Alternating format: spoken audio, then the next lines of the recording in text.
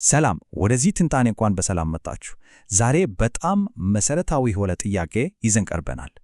እግዚአብሔር የፍቅርን ዓለም ለመፍጠር አስቦ ከነበረ ለምንድነው ፍጽሞና የገደለውን ነፃ ፈቃድ የሰጠን? እስኪ ጉዳዩን በጥልቀት እንመልከተው። እንግዲህ ይህ ጥያቄ የዛሬው ውይይታችን ማጠንጠኛ ነው። እስኪ ቆም ብለን እናስብ። እውነተኛ ፍቅር ያለ ምርጫ ሊኖር ይችላል? በጭራሽ። ይህንን ጽንሰ ሐሳብ ለመረዳት ቁልፉ ባሎ ይሁ ነጥብ ላይ ነው። እሺ እንግዲህ የዛሬው ፍሰታችን ይህን ይመስላል። መጀመሪያ የነጻ ፍቃድን አያዎ ፓራዶክስ እንመለከታለን። ከዛ ወደ ኃጢአት አይቀሬነት እናልፋለን። በመቀጠል አስቀድሞ ወደ ተወሰነው መፍትሄ እና መስቀሉ ምን እንደሚያረጋግጥ እንመረምራለን። በመጨረሻም ይህ ሁሉ እንዴት ወደ ፍጥረት ፍጻሜ እንደሚያደርሰን እናያለን። በጣም ጥሩ።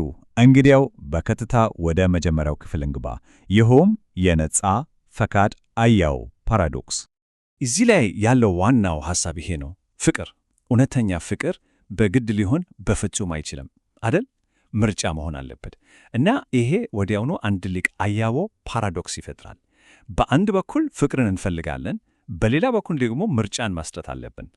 ስለዚህ ነገሩን በጥልቀት ስናየው ነጻ ፍቃድ ማለት ጥሩ ነገርን መምረጥ ብቻ አይደለም።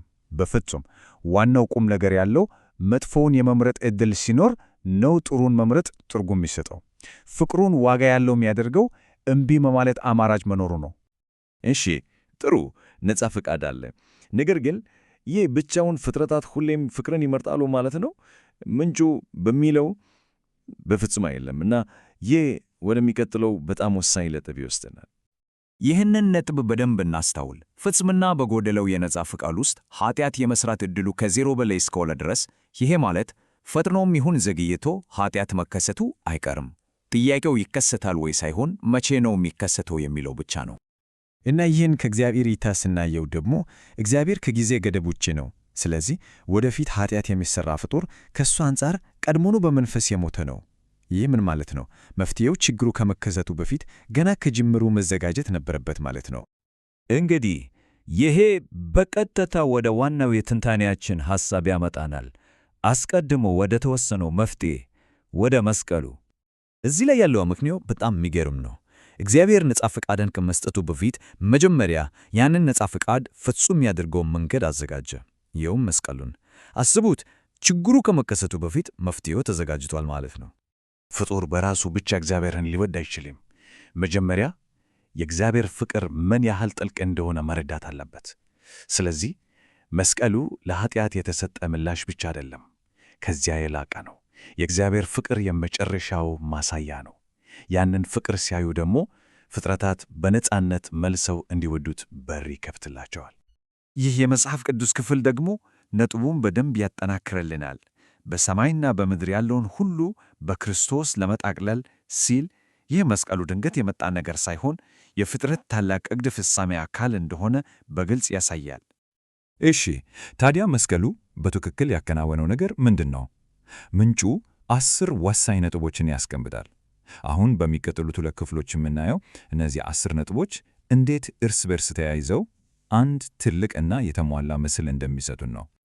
እንግዲህ የመጀመሪያዎቹን 5 ነጥቦች እንመልከት።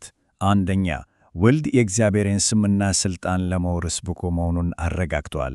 ሁለተኛ፣ የእግዚአብሔርን ክብር ገልጧል። ይህም ፍጥረታትን በማስገደድ ሳይሆን ልባቸውን በማሸነፍ ነው። ሦስተኛ፣ የእግዚአብሔርን ፍቅር ያሳያል። አብ ወልድን ለፍጥረት መስጠቱ ለፍጥረት ምን ያህል ዋጋ እንደሚሰጥ ያመለክታል። አራተኛ፣ የአዳም ቤዛነት ነው። የመጨረሻው አዳም ለመጀመሪያው አዳም ቅጣት ተቀብሏል። አምስተኛ፣ የእግዚአብሔርን ፍትሕ ያረጋግጣል። ንስሐ የገቡትን ይቅር ሲል፣ ንስሐ ያልገቡትን ደግሞ በፍትሕ ይኮንናል። እነዚህ ነጥቦች በአንድ ላይ የመስቀሉን ሕጋዊ እና ዓለም አቀፋዊ ሥልጣን ያረጋግጣል። በጣም ጥሩ። አሁን ደግሞ ወደ ቀጣዮቹ 5 ነጥቦች እንለፍ። 6ኛ፣ ክርስቶስ ትእዛዛት በሰው አካል እንኳን ሊፈጸሙ እንደሚችሉ አረጋግጧል። 7ኛ፣ የኃጢአት የመጨረሻ ውጤቱ ምን ያህል አስከፊ እንደሆነ እግዚአብሔርን ራሱን እስከ መግደል እንደሚያደርስ ገልጧል። 8ኛ፣ በዚህ ምክንያት የኃጢአተኞች ፍርድ አስፈላጊና ትክክለኛ መሆኑን እንድንረዳ ያደርገናል። 9ኛ፣ ለፍጹም ነጻ ፍቃድ መሠረት ጥሏል። ይህም ትእዛዛቱን ለመከተል የሚያስችል የመንፈስ ቅዱስን ኃይል የምናገኝበት መንገድ ነው። እና 10ኛ እነዚህ ሁሉ ነጥቦች ተደምረው የፍጥረት መጠናቀቅን ያመጣሉ። እና ይሄ ሁሉ ወደ መጨረሻው ምዕራፍ ያደርሰናል፣ የፍጥረት ፍጻሜ። እዚህ ላይ ያለው ሐሳብ በጣም ጥልቅ ነው። አንድ ፍጡር አንድን ነገር በእውነት ሲወድ በሚወደው ነገር ላይ ኃጢአት መስራት አይችልም። አስቡት፣ አንድ ልጅ ወላጆቹን በጣም ቢወድ ሊገድላቸው አይችልም። አካላዊ ጥንካሬ ስለሌለው አይደለም፣ በፍጹም። ነገር ግን ፍቅሩ ድርጊቱን ራሱ ማይታሰብ ያደርገዋል፣ የማይቻል ያደርገዋል። ይህ ወደ ግልጽ መደምደሚያ ይመራናል። አንደኛ፣ ሁሉም ፍቅርን ሲመርጡ ኃጢአት ከምድር ገጽ ይጠፋል። ሁለተኛ፣ ነፃ ፍቃድ ፍጹም ይሆናል። ምርጫው አለ፣ ነገር ግን ፍቅር ኃጢአትን መምረጥን የማይቻል ያደርገዋል። ሦስተኛ፣ ይህ ሲሆን ፍጥረት ወደ ታሰበለት የመጨረሻ ግብ ይደርሳል፣ ይጠናቀቃል ማለት ነው። በቃ ነጥቡ ይሄ ነው። ፍቅር ራሱ የሕግ ፍጻሜ ነው። የፍጹም ፍጥረት የመጨረሻ ግብ እና የመጨረሻው ሁኔታ ፍቅር ራሱ ነው ማለት ነው። በማጠቃለያ መስቀሉ ለችግር የተሰጠ መፍትሄ ብቻ አይደለም፣ ከዚያ በላይ ነው። የፍጥረት ፍጻሜ አንቀሳቃሽ ሞተር ነው፣ ያልተሟላውን ነፃ ፈቃዳችንን ወደ ፍጹምነት የሚያሸጋግረው እና የእግዚአብሔርን የመጀመሪያው ዕቅድ ወደ ፍጻሜ የሚያደርሰው ዋናው ዘዴ ይኸው ነው። እና ይሄ ለመደምደሚያ ይሆን አንድ ትልቅ ጥያቄ ተውልናል።